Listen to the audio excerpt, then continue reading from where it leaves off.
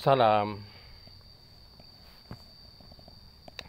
Kita pernah membaca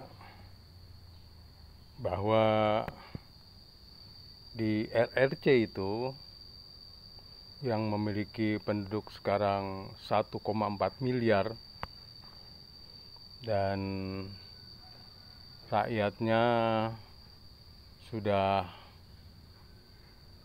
lebih 1 miliar yang makmur, artinya menampaki kemajuan yang luar biasa, dan sudah ya sekarang ini mengalahkan Amerika maupun Eropa. Itu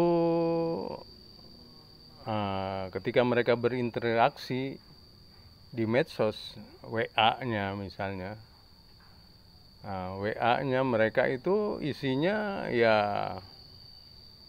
banyak membicarakan masalah ekonomi, men-share yang kaitannya peningkatan ekonomi, ya berdiskusi, membicarakan hal-hal yang terkait bagaimana ekonomi berkembang.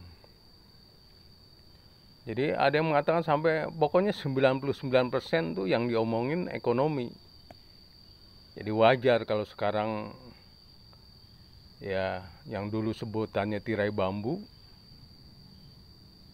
yang dianggap negara terbelakang, ya sekarang menjadi kekuatan ekonomi yang luar biasa, yang nampaknya juga menggerakkan ya ekonomi dunia ketika Timur Tengah, Afrika sudah mulai dapat sentuhan dari Tiongkok ini, dari RRC ini. Jadi memang ya ini juga pelajaran buat kita, artinya masyarakat kita ini gandrung dan porsi membicarakan ya politik, agama itu lebih besar. Ya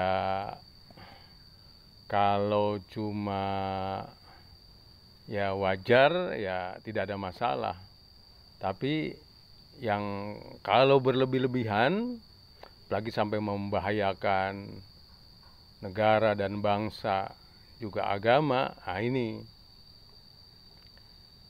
Jadi memang kita harus mengambil pelajaran kalau memang kita ini ingin menjadi negara maju, ekonominya kuat, ya porsi membicarakan ekonomi juga ya idealnya harus lebih besar ini. Ya, bicarakanlah bagaimana lahan-lahan yang belum tergarap, lahan-lahan nganggur, lahan-lahan tidur ini bisa dihidupkan, karena Indonesia ini masih sangat luas sebenarnya. Negaranya ini memiliki lahan-lahan yang belum digarap, padahal banyak kita mendapatkan contoh di sekitar rumah saja ya masih ada lahan-lahan kosong. Kalau digarap itu bukan cuma ya bagus buat ya dikonsumsi untuk keluarga, tapi juga itu bisa juga menghasilkan. Dan yang lebih penting lagi ya masyarakat kita ini supaya bergerak dengan menekuni pertanian misalnya, mereka bergerak akhirnya lebih sehat. Itu yang kita harapkan. Maka kembali ini ya mari ya di WA di share itu cobalah yang kaitannya bisa meningkatkan ekonomi. Apakah itu kaitannya dengan pertanian, perkebunan, apakah itu kaitannya dengan perikanan, apa itu kaitan dengan kelautan, atau juga sekarang ya home industry, atau juga industri kreatif, atau juga bagaimana membangun jaringan-jaringan online. Ini harus dibicarakan, jangan melulu membicarakan agama saja. Ya, kalau itu memang memberikan motivasi, pencerahan, ya, atau juga tadi itu mendekatkan diri pada Tuhan, jadi timbul kasih sayang. Nah ini ya inti agama itu sebenarnya itu. Maka itu di dalam Al-Quran berulang-ulang ya surat, ya artinya tiap-tiap surat tuh ada bacaan Bismillahirrahmanirrahim. 114 surat,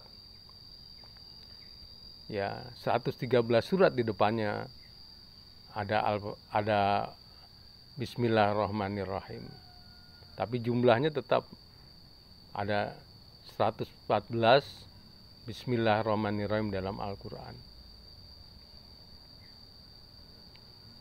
Nah, karena tadi itu Al-Quran yang diperintahkan kita supaya membaca dan membaca diawali dengan Bismillahirrahmanirrahim. Allah yang pengasih dan penyayang.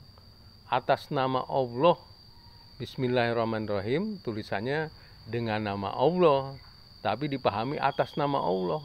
Allah yang mana? Pengasih penyayang. Tuhan kita itu pengasih penyayang. Sementara kita diperintahkan untuk meniru sifat-sifatnya. Jadi kita pun harus memiliki sifat kasih sayang. Ya, sifat kasih sayang.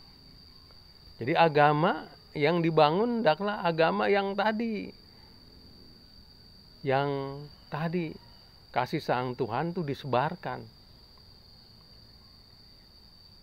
Ya, kasih sayang Tuhan itu disebarkan. Artinya secara prinsip ya agama kasih sayang itulah yang memang diharapkan tampil, dan itulah ya sesuai dengan arti agama. Jadi tidak kacau. Jadi memang masyarakat dunia tidak kacau kalau memang kasih sayang itu. Apalagi kita dengar juga semua agama mengajarkan kasih. Tapi kok dunia, apalagi dengan adanya perang Ukraina dan sekarang ada perang Israel Palestina, kok yang nampak adalah kekejaman-kekejaman. Nah ini pasti karena ada ambisi-ambisi manusia yang memperturutkan hawa nafsu yang menyebabkan tadi dunia menjadi kacau, ya, dan isinya adalah kekejaman-kekejaman. Tapi kalau kembali yang asli, ya, mengajarkan kasih sayang. Islam mengajarkan kasih sayang. Dan saya yakin agama yang lain pun begitu, prinsipnya adalah cinta kasih. Nah, jadi ya karena memperturutkan hawa nafsu, ambisi-ambisi ingin menguasai dunia, itulah yang menyebabkan terjadinya kekacauan-kekacauan saat ini.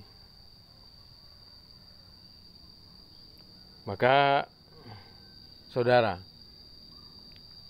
ya mari ya kita kembali kepada prinsip-prinsip yang pokok tuh. Ya, kalau katanya agama yang kita share, coba dah yang di situ yang menimbulkan kasih sayang dan juga mendekatkan diri kepada Tuhan. Orang dengan agama ini harus tadi tuh makin dekat kepada Tuhan. Bagaimana menjadi dekat kepada Tuhan? Ya, ketika melihat alam misalnya, ya bukan mengeksploitasi yang berlebih-lebihan, tapi bagaimana ingat kepada Tuhan. Lihat laut, ya silakan eksploitasi, tapi jangan berlebih-lebihan. Eksploitasi yang mendatangkan manfaat buat semuanya. Tapi melihat laut menjadi ingat kepada Tuhan, betapa hebatnya Tuhan. Dari laut berbagai macam ya bisa diambil, berbagai macam ikan, kekayaan yang lain bisa diambil. Nah itu. Nah begitu juga melihat hutan. Silakan eksploitasi, tapi jangan berlebih-lebihan, apalagi sampai membakar hutan. Melihat hutan, jadi ingat kepada Tuhan, betapa hebatnya Tuhan menciptakan hutan. Berbagai macam komoditi, hasilnya bisa dinikmati dari hutan. Ya, demikian. Salam.